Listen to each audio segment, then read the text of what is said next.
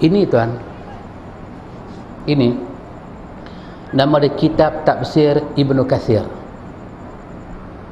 Kitab tafsir Ibnu Katsir. Ibnu Katsir ulama tafsir muktabar. Ibnu Katsir ulama tafsir yang muktabar. Ibnu Katsir ada bercakap masalah baca Quran pada orang mati. Tengok. Saya nak buktikan alamat dia bagi salah. Ini bukan alamat Wahabi. Ini alamat orang lain. Wahabi lain. Ini alamat orang lain. Nak hantar sorak rumah saya tapi pakai alamat rumah sahabat kita. Sorak tu pergi rumah sahabat, tak main rumah saya. Betul-betul tuan-tuan nak maki saya tapi tuan-tuan maki dia. Tuan-tuan nak tuduh Wahabi sesat, tapi sekarang bukan tuan-tuan maki Wahabi, tuan-tuan maki orang lain. Baik siapa yang kena maki itu berdasarkan alamat ni? Kita tengok. Siapa yang ada tafsir Ibnu Katsir, dia buka Suratul Najmi. Ibnu Katsir tafsir Suratul Najmi. Ketika Imam Ibnu Katsir dia tafsir Suratul Najmi, dia jumpa satu ayat daripada Suratul Najmi. Dalam Suratul Najmi itu Allah berfirman, wa alaysa lil insani illa ma sa'a. Wa alaysa lil insani illa ma sa'a. Maksud ayat itu, dan insan ni, dan manusia ini, dia tidak akan dapat kecuali apa yang dia usahakan. Itu maksud ayat Quran daripada Suratul Najmi. Kita tak akan dapat kecuali apa kita buat. Kalau kita buat dosa, dosalah kita dapat. Kalau kita buat baik, buat baiklah kita dapat. Itu maksud ayat daripada Suratul Najmi. Tiba-tiba Ibnu Katsir kata, saya baca apa dia kata. Kata Ibnu Katsir, wa min hadhihi al-ayatul karimah istanbata Syafi'i rahimahullahu ta'ala anna al-qira'ah la yasilu ihda sawabuha illa al-mauta li'annahu laysa min amalihim wala kasbihim.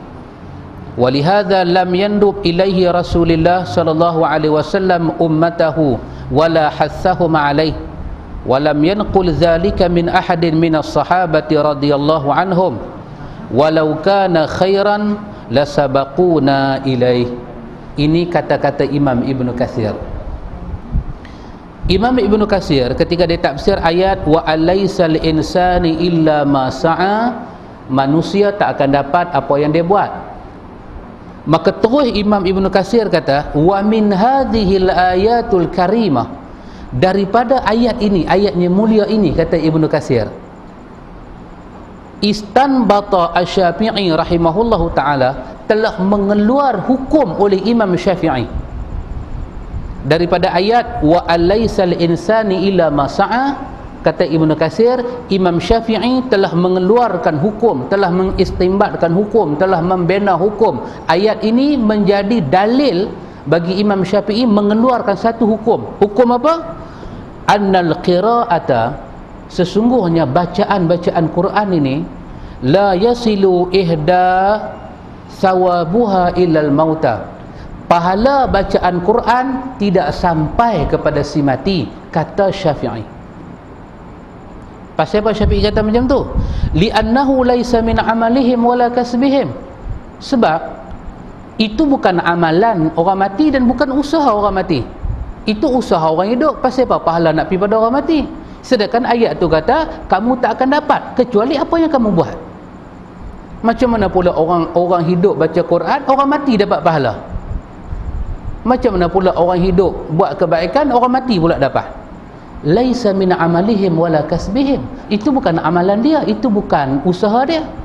Maka Imam Syafi'i kata tak sampai pahala kita hadiahkan kepada orang mati, pahala Quran. Walihadza lam yandub ilaihi Rasulullah sallallahu alaihi wasallam. Benda ni tak pernah disunat pun oleh Nabi. Siapa kata? Ibnu Katsir kata, Syafi'i kata.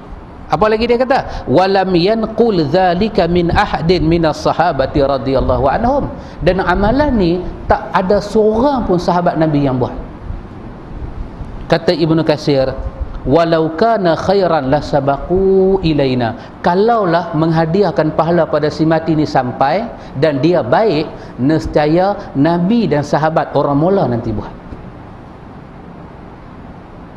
Okey, bukan saya nak bawa isu sampai tak sampai, itu bukan isu saya. Isu saya ialah Jakim kata, kalau orang kata, kalau ada orang mati dia tak mau buat tahlil, itu Wahabi.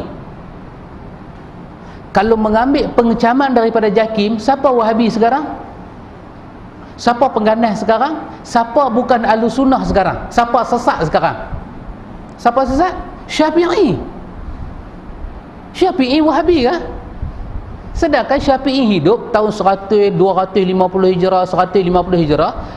Perkataan Wahabi pun tak ada lagi. Wahabi tahun 1000 Hijrah.